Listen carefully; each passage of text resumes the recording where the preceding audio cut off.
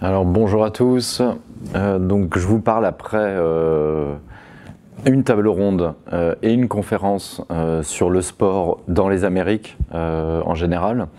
Alors l'idée c'était alors qu'on organise ce congrès sur le campus Condorcet, donc à Aubervilliers, donc la Seine-Saint-Denis, qui est un territoire qui est très important pour les futurs Jeux Olympiques de 2024, c'était d'insister et de mettre en lumière la dimension sportive des sociétés américaines.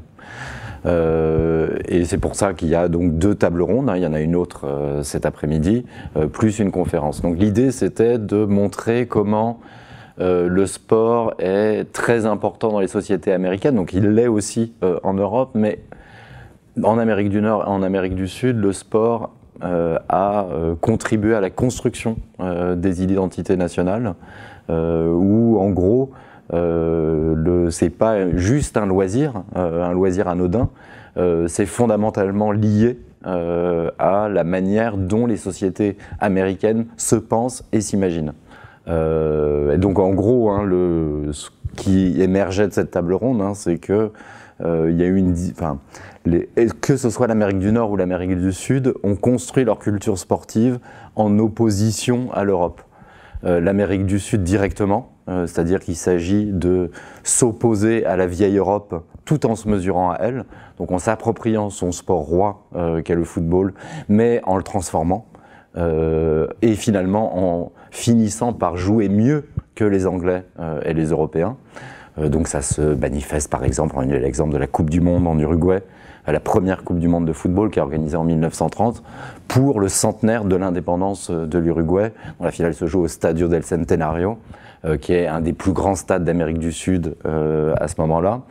Même chose au Brésil, un peu plus tardivement, la Coupe du Monde 1950 avec le Maracanã, etc.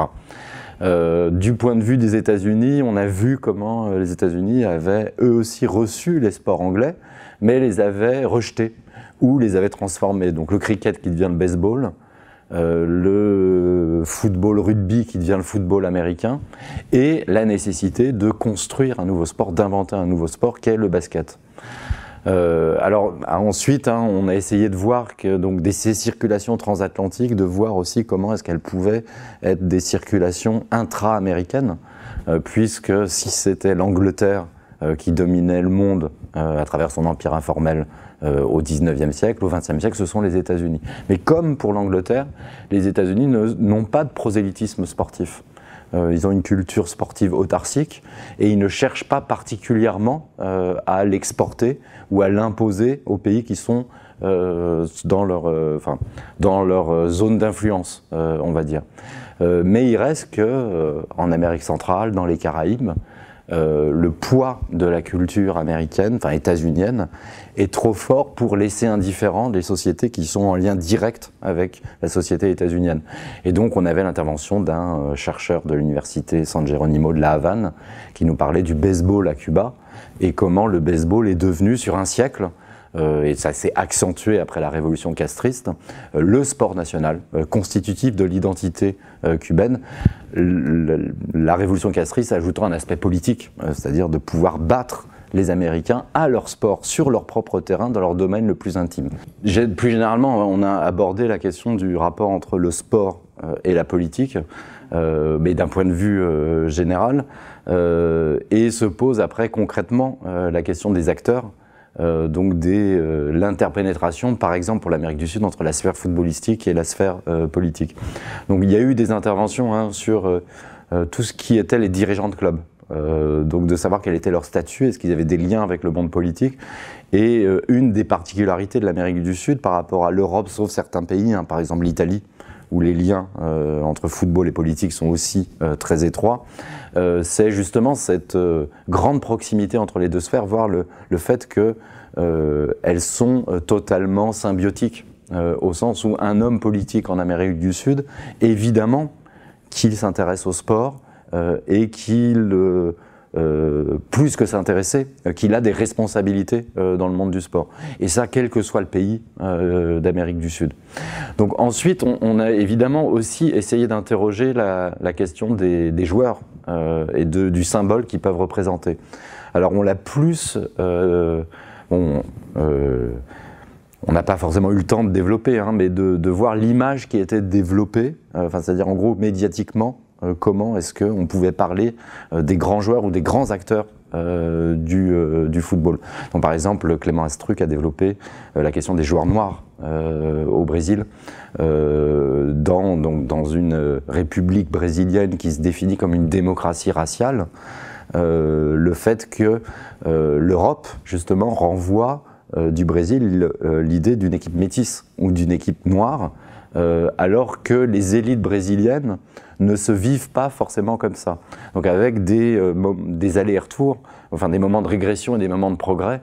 Par exemple, la défaite de 1950 au Maracana face à l'Uruguay dans ce qu'était la finale de la Coupe du Monde est tout de suite perçue par une partie des élites brésiliennes comme la faute des Noirs.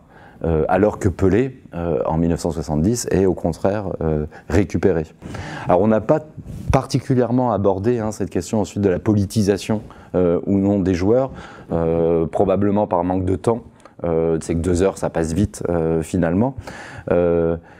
C'est une question qui est intéressante au sens où, de ce point de vue-là, l'Amérique du Sud ressemble plus à l'Europe, au sens où vous avez une industrie du football qui a érigé l'apolitisme comme une valeur cardinale.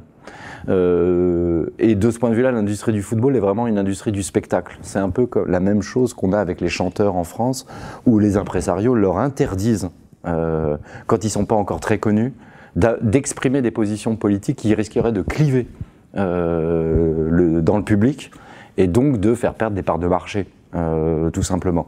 Donc il y a en fait, les sociétés, on va dire, européennes et sud-américaines, cette réticence des acteurs du monde du football à s'engager. Et quand ils le font quand ils ont acquis un certain degré de notoriété qui fait qu'il ne pourra plus rien leur arriver. Donc là, on n'en a pas parlé, mais on aurait pu, l'exemple de Maradona. Donc l'immense popularité de Maradona en Amérique du Sud,